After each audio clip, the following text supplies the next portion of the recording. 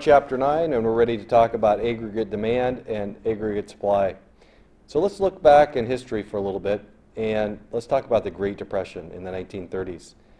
If you studied history, you probably knew that during the Great Depression, about 1/4 of the U.S. labor force was unemployed. And that caused a huge problem here in America with lifestyle. When people were unemployed, they couldn't afford food, housing, and they became extremely desperate just to survive. In one sense, our deep recession or deep depression is just a massive failure in economic coordination. What happens is factories start laying off people, people become unemployed, and they can't afford goods and services. And then people who can't afford goods and services, they can't buy them, and factories end up laying off more people because they can't sell their products.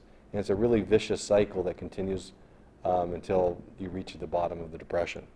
And more recently, we've had a similar situation happen, not quite as deep.